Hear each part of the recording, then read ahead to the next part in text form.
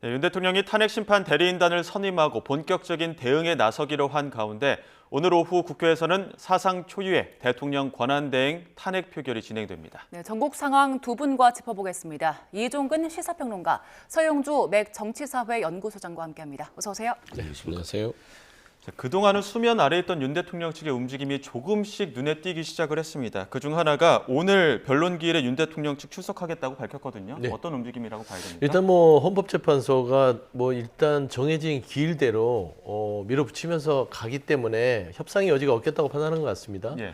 그래서 27일 오늘 윤석열 대통령 측에서 나오든 아니든 간에 헌재의 시간은 돌아가기 때문에 이거를 변론에 참석하지 않으면 법률적으로 손해가 이만저만이 아니다는 판단을 한 것이죠. 다만 이제 헌법재판소에 밝혔듯이 윤석열 대통령 측에 요구했던 자료들을 제출을 하지는 않았어요.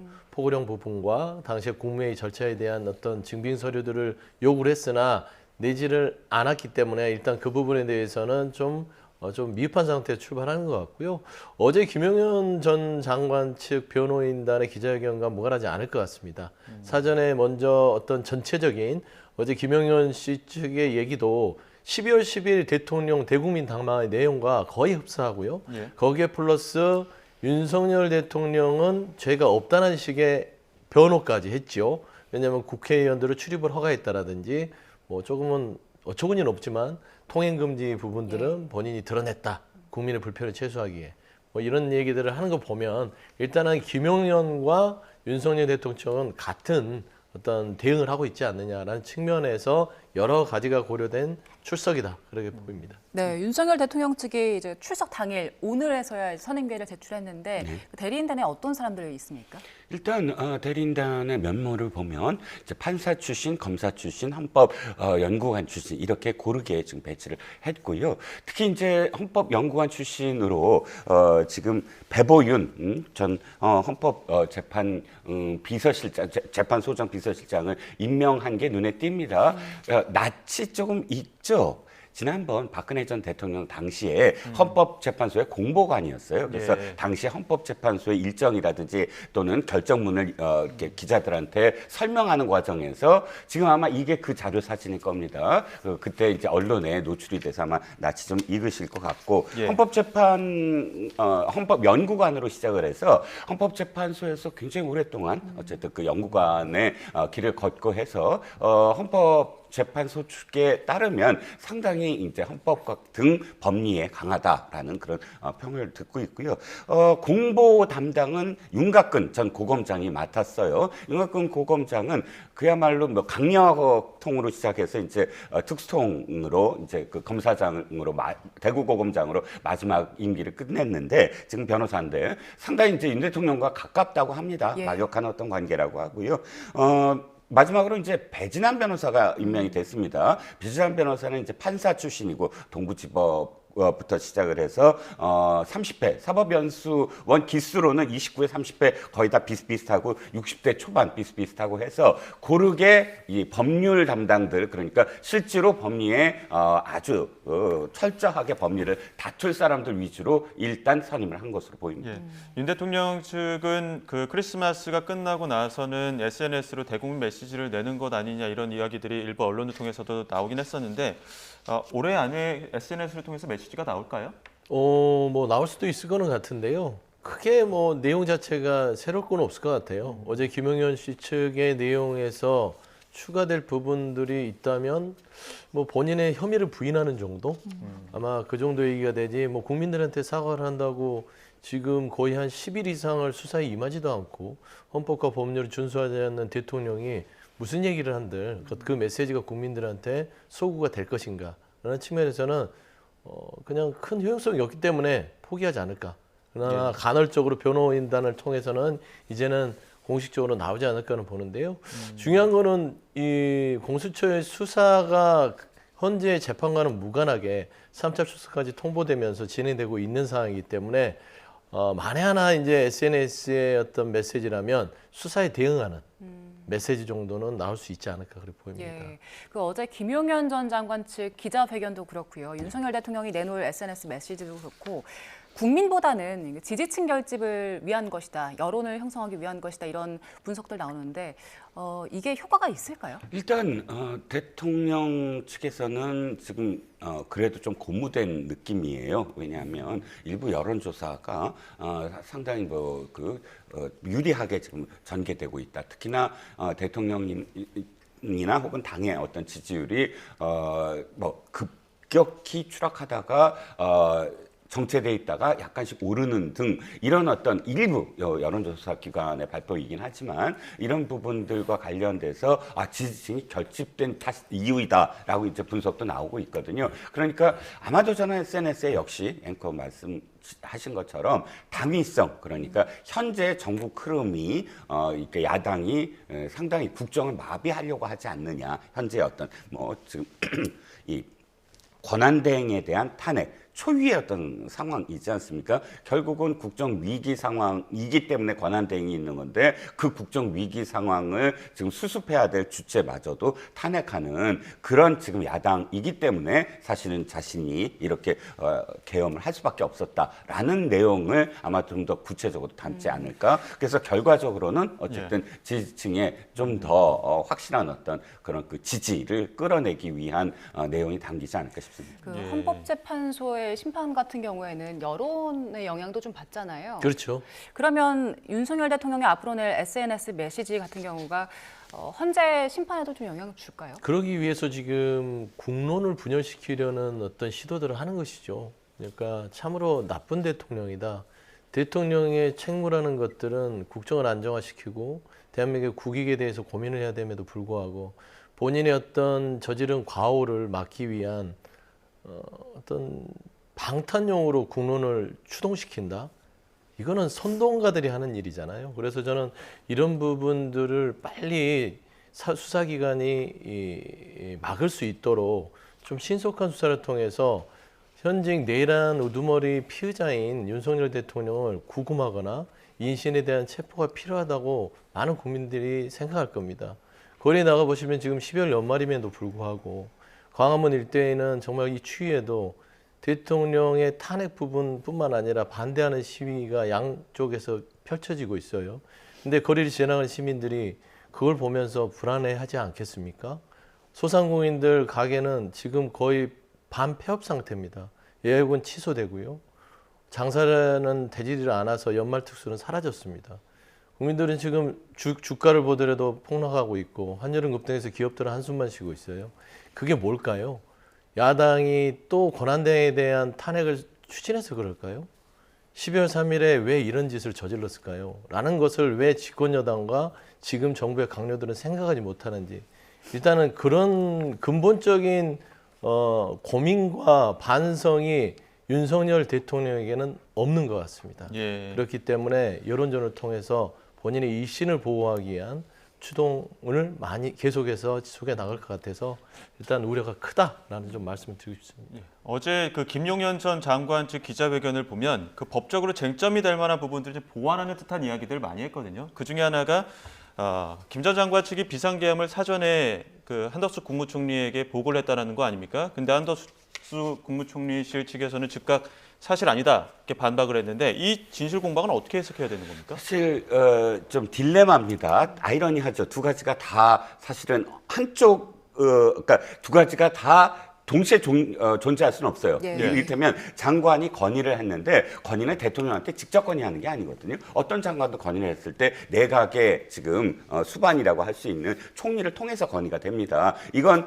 비상계엄도 마찬가지예요. 계엄법에 따르면 장관, 그러니까 행안부 장관과 국방부 장관이 건의를 하고 그 건의를 받아서 총리가 이제 보고를 하는 것으로 되어 있습니다. 그런데 문제는 이게 만약에 되지 않는다면 요건이 성립되지 않는다. 절차적 하자가 있다. 이렇게 따지게 될 테고, 근데 이게 만약에 실질적으로 보고를 했다고 한다면 지금 권한대행, 그러니까 총리 입장에서 아니 그렇다면 건의를 받았는데도 불구하고 그 즉시 이것을 반대하거나 장관에게 하지 아니한, 그러니까 소극적 태도로 일관했다라는 그런 지금 그 이번에 탄핵의 어떤 이유 중에 하나거든요. 그게 네. 그러니까 지금 권한대행 입장에서는 아니다. 근데 난 건의를 받지 않았다. 건의를 받지 않았다 하는 거고, 장관 입장에서는 절차적 하자가 없다.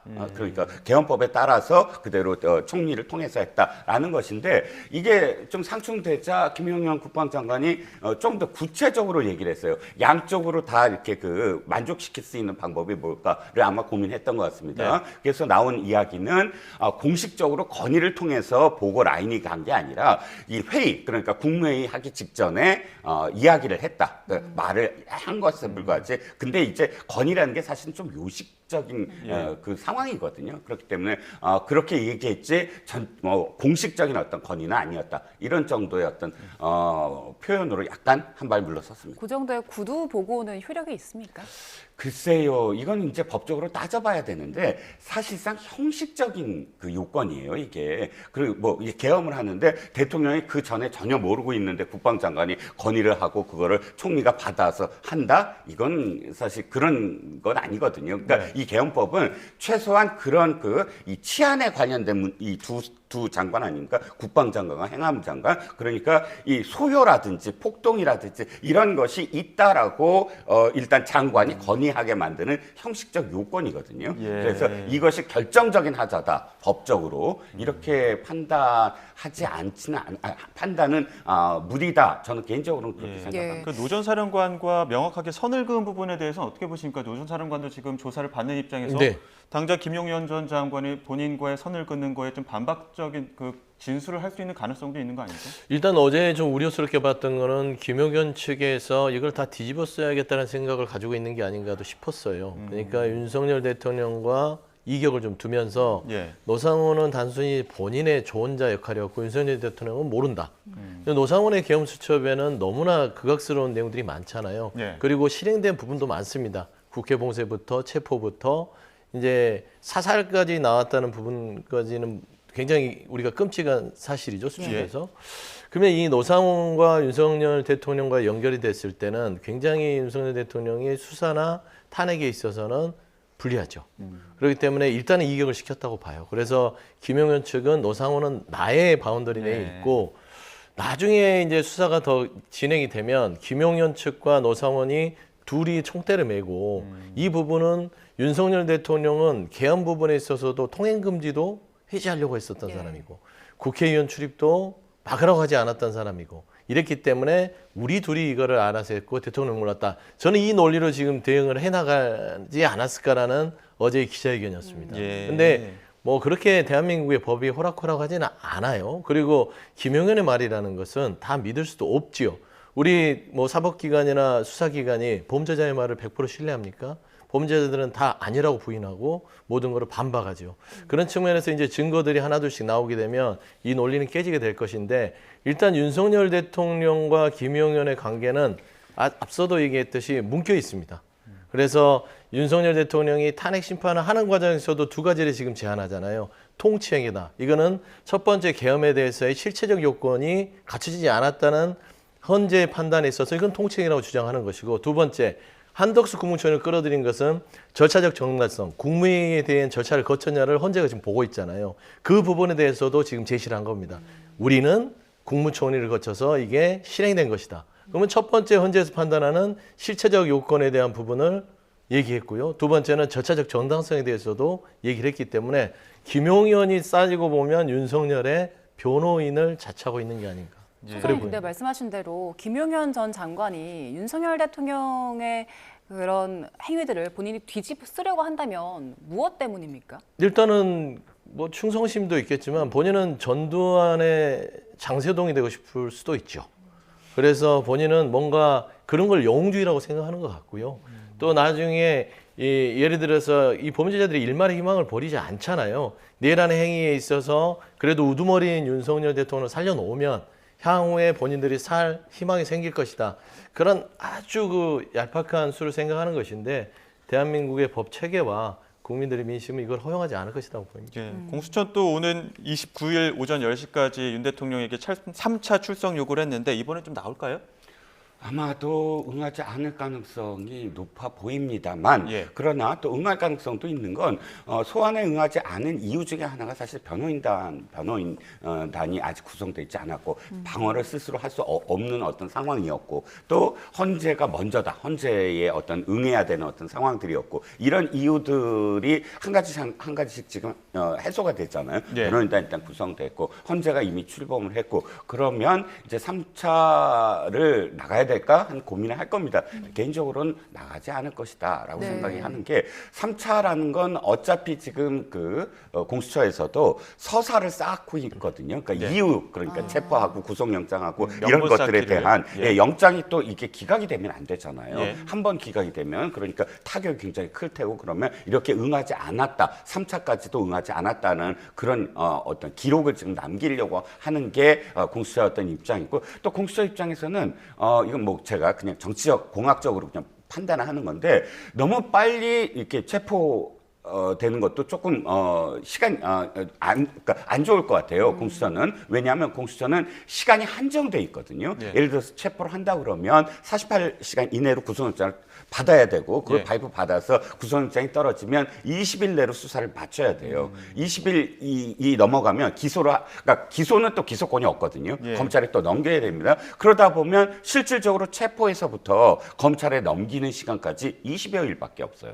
그럼 그 20여일 동안 뭔가 결과물을 내야 되는데 이미 경찰과 검찰은 자신들의 어떤 증거라든지 또는 핵심적인 주요 종사 임무자라고 얘기하는 김영현의 인신을 지금 구속해 있는 상태이기 때문에 그 20일 동안 진짜 검찰이 제도 다 협조를 할 것인가 또 관건이고 그러니까 차라리 빌드업 그리고 다 완벽하게 정말 검찰에 넘길 수 예. 있는 그런 상황을 만든 다음에 본격적으로 대통령의 신병을 확보하는 게 더 유리하다라는 판단을 할 겁니다. 역으로 대통령이 먼저 출석할 수 있는 것도 아닙니까? 공수처의 그런 상황을 봤을 때에는. 출석을 한다고 하더라도 이전에 예. 뭐 송영길 대표 기억하시죠? 예, 예. 검찰에 자신이 직접 간다고 하더라도 검찰이 부르지 않고 검찰의 어떤 시간표가 아닌 다음에야 간다고 해서 공수처가 받아서 바로 그 조사에 들어갈 이유는 없죠. 예, 예. 앞서 저희 취재 기자 보도 보니까 석동현 변호사가 앞으로 그 공수처 대응에서 절차적인 대응을 하겠다 이렇게 밝혔다고 하는데 네.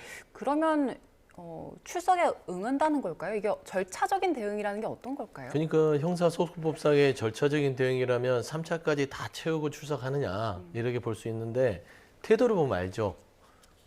출석을 하려고 했으면 신속하게 출석을 해서 본인들의 방어를 했을 겁니다. 뭐 변호인단 운운하는데 수사와는 별개로 윤석열 대통령이 본인이 직접 변론을 하겠다고 호언장담했던 분 아닙니까? 뭐가 아쉬워서 통치행위에 대해서 뭐가 부끄러워서 수사에 응하지 않죠. 그렇기 때문에 결국에 이거는 여론전의 포석이었다라고 보는 게 맞고요.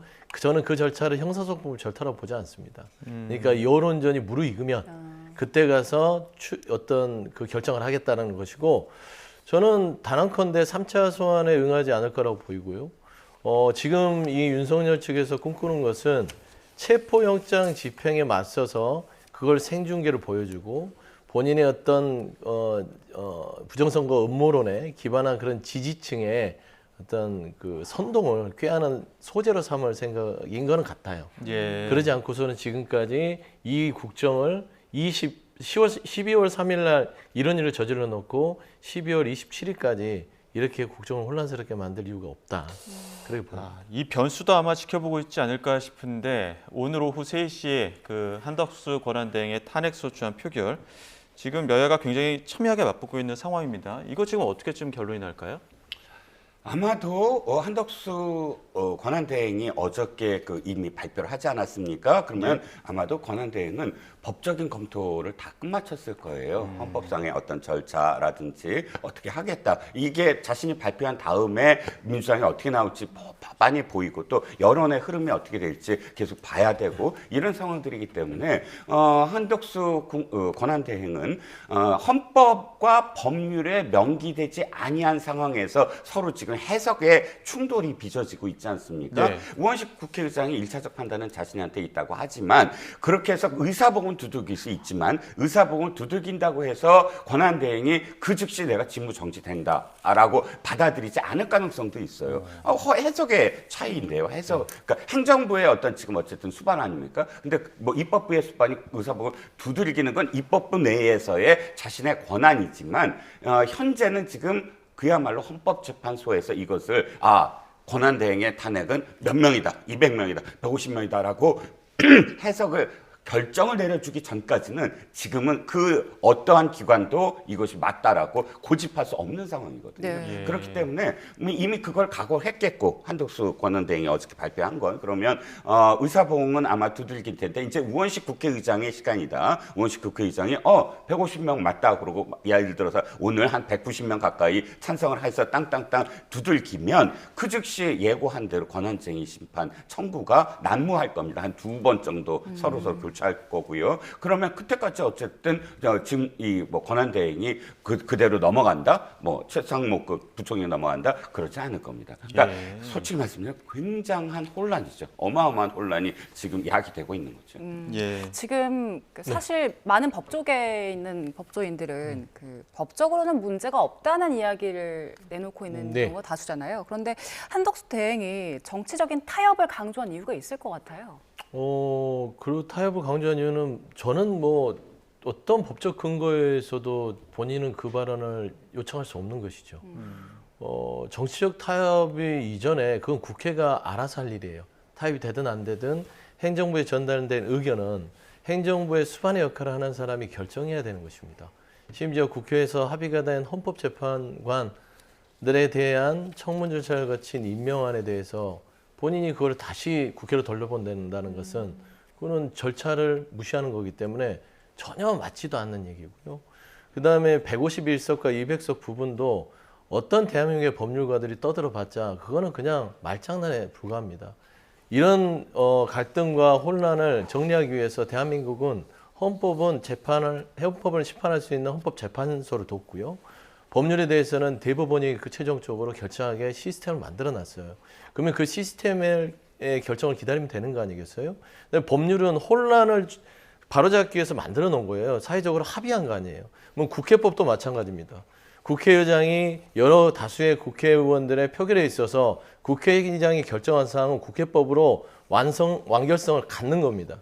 그러면은 한덕수 권한대행에 대해서 표결에 있어서 국회의장이 이거는 가결됐으면 선포하면 선포가 되는 것이고 탄핵소추 의결서는 헌재로 가게 돼 있습니다. 그러면 이제 헌재에서 이게 과연 헌법에 부합한지를 판단하게 되는 것이고 그게 한 2, 3일 정도 걸릴 거예요. 그러면 그 기간 동안은 한덕수 권한대행은 국회법에 따라서 권한대행이 멈춰지는 겁니다. 헌재 판단이 내려지기 전까지. 그런데 만에 하나 이 기간 동안 나는 150일과 200을 인정할 수 없어. 이렇게 해서 버티게 된다면 이거는 명백하게 법률과 헌법을 위반하는 것이죠. 그래서 저는 이런 부분들이 여당도 국민들한테 혼란을 초래할 이유가 없어요. 결국에는 국회법과 헌법재판소법만 들여다봐도 이건 법률적인 절차와 국가 시스템만 우리가 제대로만 지킨다면 저는 혼란이 없다고 봅니다. 왜 우리가 지금 이렇게 혼란스럽습니까? 대통령이 헌법과 법률을 지키지 않고 내란을 일으키려고 했다는 것 때문에 지금 이 난리가 났잖아요. 바로 그겁니다.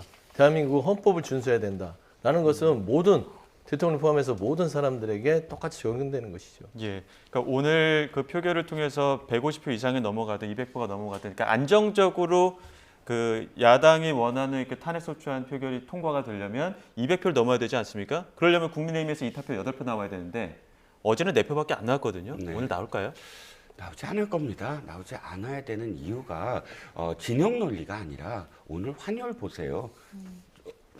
그러니까 IMF 금융 위기 이후에 사상 굉장히 그러니까 그 이후 제일 높게 지금 환율이 예. 올라가고 예. 있습니다. 급격하게. 이유는 한 가지입니다. 지금 권한대행이라는 것이 존재하는 이유는 국정 혼란을 막기 위해서예요. 대통령이 거리되거나 혹은 직무 정지된 상황을 계속 가져가서는 안 된다. 그러면 국가적 위기 상황이거든요. 위기 상황을 극복하라고 권한대행을 만들어놨고 그런데 국회법을 말씀하셨지만 국회법이나 헌법에 어느 법률과 어느 헌법에도 권한대행을 3분의 2로 해야 된다. 과반으로 해야 된다라고 명기되어 있지 않습니다. 그렇다면 국회의장이 월권을 한 거예요. 왜냐하면 자기가 자의적으로 해석한 거거든요. 국회의장은 자의적으로 법을 해석할 권한이 없습니다. 그리고 중요한 건 이거예요. 자, 헌법에도 명기가 돼 있지 않고 법률에도 명기가 돼 있지 않은 상황은 어떻게 해야 되죠? 첫 번째는 선례를 따르면 됩니다. 왜? 선례가 있고 그것은 정치권이나 여론이나 국민들이 다 받아들였다는 뜻이거든요. 그 결정을. 그러면 지금 기억을 하시겠지만 헌법재판관들에 대한 임명에 관해서는 선례가 있어요. 권한대행이 어떻게 했는가를 다 황교안 권한대행이 했습니다. 그때 당시에 어떻게 했느냐? 민주당의 의견을 듣고 했습니다. 민주당 편을 들었어요. 어떤 의미에서는. 결과적으로는 그때 당시에 어떻게 했느냐? 민주당은 헌법재판관이 비어있는데 권한대행이 해서는 안 된다라고 주장을 했어요. 근데 그걸 황교안 권한대행이 이렇게 해석을 합니다. 스스로 어떻게 해석하느냐? 권위와 직무정지는 다르다. 대통령이 직무정지되어 있는 건 여전히 대통령한테 국가 원수의 권한은 존재하는 것이다. 그렇기 때문에 그러니까 박근혜 대통령이 탄핵 심판 받고 있는 동안 심리하는 동안에는 임명을 하지 않았어요. 그런데 결정이 최종적으로 인용으로 결정이 되자 바로 권위 그러니까 대통령의 권한이 이제 존재하지 않는다. 내가 권한이 있을 수밖에 없다라고 해서 권리된 때에 딱 임명을 했거든요. 예. 지금 권한대행이 선례가 있다라고 이야기하는 부분이 바로 황교안 권한대행의 그 선례를 지금 이야기하는 있는 것이라 지금 권한대행이 임명하지 않았다고 해서 이거는 뭐 탄핵 사유다 이렇게 이야기하는 건 너무 부적절하다라는 거예요. 그게 이제 제가 참 답답하네요. 국민들한테 거짓말을 하면 안 되는 거예요. 그러니까 황교안 대행의 선례를 따른다면 국회 추천목을 임명을 즉시 해야 됩니다. 그러니까 조금 더 팩트를 확인해 보시고요. 황교안 대행이 이 헌재 소장을 미뤘던 거는 3월 10일 탄핵이 결정된 이후에 임명한 사람은 대통령 추천목이에요. 그래서 대통령 추천목의 헌법재판관은 이거는 대통령의 고유권한이기 때문에 이 부분은 안 되겠다. 다만 대법원장이 추천한 헌법재판관 임명은 즉시 했습니다. 그러면 지금 상황이 그 선례를 따른다면 어떻게 해야 되죠? 대통령이 임명한 사람들은 4월 18일 날 임기가 다 만료돼요. 지금은 논의할 바가 아니죠. 그러면은 지금 국회 추천목 3명은 대법원장 추천목과 똑같은 사안입니다. 그러면 즉시 임명을 해야 돼요.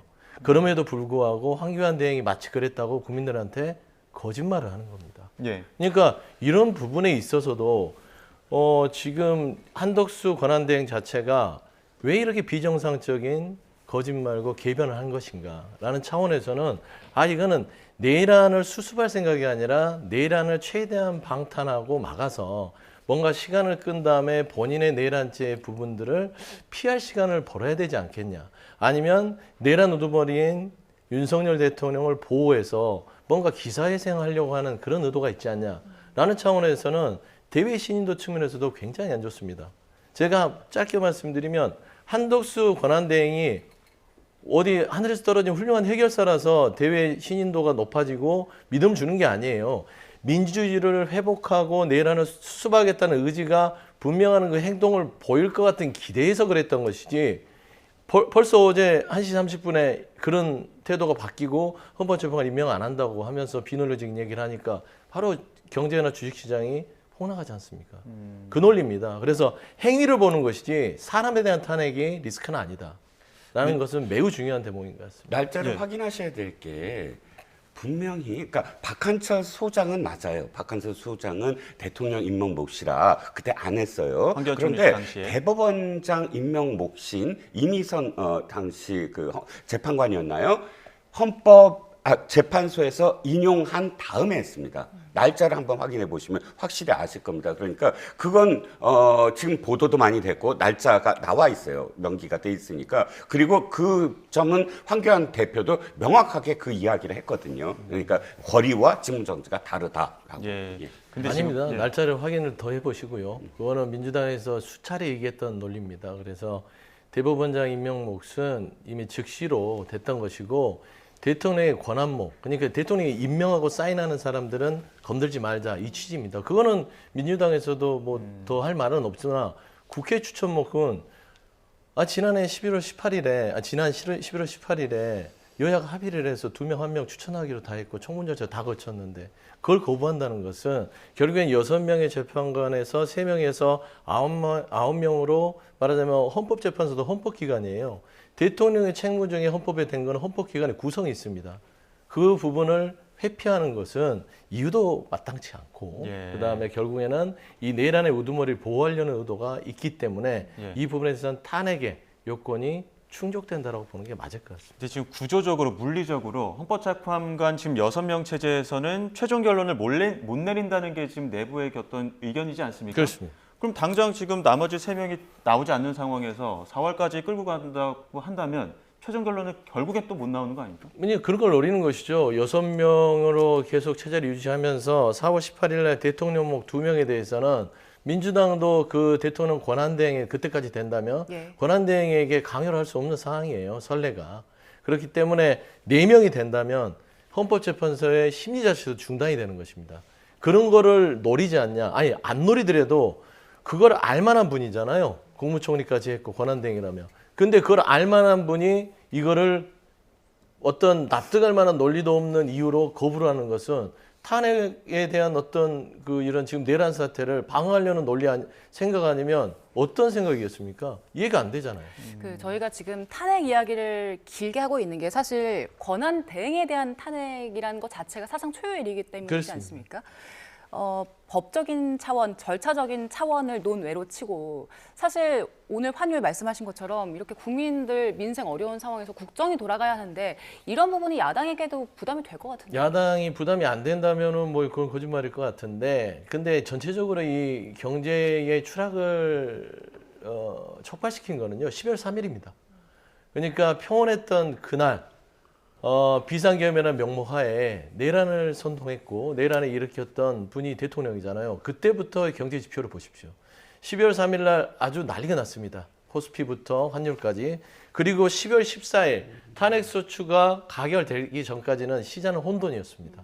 그 그래프는 다 보시면 다 알아요. 근데 14일 날 탄핵에 대한 소추가 가결되는 순간 시장이 잠깐 회복을 하죠. 그리고 권한대행이 들어서면서 뭔가 다 그때 한덕수 총리, 박성재 법무부 장관, 그다음에 이상민 행안부 장관을 탄핵을 같이 하겠다 하다가 총리는 그래도 권한대행으로 이렇게 놔두고 어떤 안정을 꾀할 수 있는 거를 모색하자 하니까 그때 시장이 반등하기 시작하죠. 그래서 확 좋아지진 않았으나 추락했던 게 올라왔는데 어제 한덕수 권한대행이 헌재 임명을 못하겠다 하는 순간 어떻게 됐죠? 난리가 났습니다. 오늘 환율 거의 1,500까지 갈 기세잖아요. 예. 이런 겁니다. 그러니까 이 전체의 추이를 봐야 되는 것이지 한덕수 권한대행에 대해서 탄핵을 해서 이 요인이 생겼다? 그건 아니죠. 그거는 또 호도하는 겁니다. 국민들을. 경제의 흐름은 지표라는 거는 반등하는 어떤 이런 반동의 이 피리어드라 하나요? 그런 것들이 있는 것인데 그 부분을 완전 무시하고 한 시점만 보고 탄핵을 했으니까 이게 난리 났다. 이게 전형적인 국민을 속이는 것이죠. 이종근 평론가는 네네. 어떤 입장이세요? 저는 좀 다르게 생각을 합니다. 그 그래프를 보시면 알겠지만 그 경제 지표라든지 혹은 환율이라든지 금리라든지 이런 그 불안정한 요소가 상당히 개선된 시점이 어떤 시점이냐? 미국이에요. 미국의 발표. 즉 지금 이 환율이라든지 이런 부분은 미래에 대한 불확실성 때문에 투자라든지 혹은 앞으로 지금에 있는 부분들을 어떻게 뺄 건가에 대한 불안감이 작용을 하는 것이거든요. 그런데 보시면 알겠지만 미국이 한덕수 권한대행 체제에 대해서 인정을 하고 또 굉장히 지지를 보내요. 이건 굉장히 중요합니다. 이 전까지 불확실했거든요. 이 지금 이 정국이 어떻게 갈 것인가. 근데 문제는 한덕수 권한대행이 하버드 석사 박사를 나온 것만이 아니라 주미 대사도 했고 미국과 관련된 상당히 많은 어떤 네트워킹도 있고 또 한덕수 권한대행이 어떤 사람인가에 대한 데이터가 충분히 미국한테 조야에 있다는 거예요. 싱크탱크에도. 그러니까 그 권한대행이 안정적으로 이제 전국을 이끌어 갈 수 있을 것이다라는 믿음을 보인 거거든요. 근데 그 시점까지 좋았다가 오늘 환율이 오른다? 오늘 뭐 때문에 오르겠습니까? 당연히 3시에 그 탄핵과 관련돼서 권한대행을 탄핵을 해? 그런데 이유를 보면 사실 납득이 안 가는 어떤 이유들이고 이 이유라면 그 다음에 최상목 부총리 해당되는 사안이 있어요. 왜? 그 당시 국무회의에 영구결이 되어 있잖아요. 그 당시 계엄 수습에 대해서 동조 또는 가담. 그러면 15명 중에 가담 내지 동조하지 않은 사람은 누굽니까? 출석하지 않은 사람이에요. 출석하지 못한 사유 때문에 당시 계엄날. 그럼 그 사람한테 맡기는 게 옳은 겁니까? 그러니까 이 부분은 지금 거부를 했다고 하는데 보류입니다. 정확하게는. 합의를 하라는 건 무슨 뜻이냐? 합의 없이 지금 일방적으로 2년 반 동안 야당이 법을 계속 냈어요. 특히나 특검법 보세요. 특검법이 야당의 주장은 이겁니다. 아니 지금까지 3번이나 일방적으로 야당 쪽에서, 당시 야당 쪽에서 추천한 사람을 특검으로 임명하지 않았느냐. 드루킹 같은 경우 이렇게 해서 3번을 얘기하는데 이게 약간 좀 이게 그 이슈 돌리기였는데 그때 당시는 전부 다 합의했다는 거예요. 어떤 경우든 합의 없이 한 당이 일방적으로 특검을 임명한 경우는 한 번도 없었다는 거예요. 그러니까 이번에도 합의를 해오자. 지금은 비상 상황이니까 어느 한쪽의 정파나 어느 한쪽의 정당을 도외시하고 일단 그 정당의 지금 지지율이 몇 %라도 그 지지를 하는 국민들이 있는 거 아닙니까? 그러면 김대중 전 대통령의 뜻도 소수의 의견을 듣는 것이 민주당이지 다수결이 민주당이 아니다라고 평생을 이야기하신 분입니다. 그렇다면 합의를 해오라는 게 반헌법적이고 헌법의 법률에 중대한 하자이기 때문에 탄핵을 한다? 저는 납득이 가지 않습니다. 그럼 당장 오늘 표결 이후에 최상목 부총리가 대행을 할 가능성도 조금은 더 올라갈 텐데 네. 그 이후에 그럼 시나리오는 어떻게 되는 겁니까? 그 이후의 시나리오는 어떤 판단을 하느냐죠. 지금 미국이나 세계 우방 동맹국들은요, 대한민국이 내일 안에 유지되느냐, 아니면 민주주의 질서 회복으로 가느냐, 그 두 축을 보는 거예요. 사람 보지 않습니다. 뭐 우리 대한민국이 옛날 뭐 후진국이든 이승만 시대를 삽니까? 미국 유학 갔다 와서 미국하고 친하면은 이승만을 신뢰하니까 대한민국을 좋아한다고요? 대한민국은 세계적인 뭐 경제대국이에요. 그렇기 때문에 우방 동맹국들은요, 대한민국을 시스템을 보는 겁니다. 이 시스템, 민주주의 시스템이 돌아가느냐, 작동하느냐, 헌법을 존중하는 그런 나라냐, 자유민주주의 국가냐, 이게 미국이나 뭐 다른 우방 동맹국이 보는 기준이고, 자유시장 경제 질서에 있는 많은 경제 전문가들 그걸 보는 거예요. 그러니까 시스템을 다시 예전에 이 자유민주주의와 자본질서의 어떤 그런 축을 가질 수 있는 나라로 돌아가는 회복력을 보여주는 신호가 중요한데, 결국은 최상목 경제부총리 같은 경우 경제 중심적인 어떤 국무위원이잖아요. 저는 현명한 판단할 것 같아요. 정책이 흔들리지 않고 경제 지표가 좋아지고 대한민국의 국익이 우선되는 그런 결정을 하지 않을까 그래 보입니다. 네. 이 부분도 간단히 짚어볼게요. 지금 조기 대선 가능성 나오면서 그 여권 잠룡들 조금씩 발언하고 있거든요. 홍준표 대구시장이 조기 대선 대비해서 일단 모든 경우에 대비하겠다 이런 얘기했는데 어떻게 보셨어요? 일단 대구시장을 갔을 때 말이 많았죠. 경남도지사를 한 분이 또 대구시장을 간다.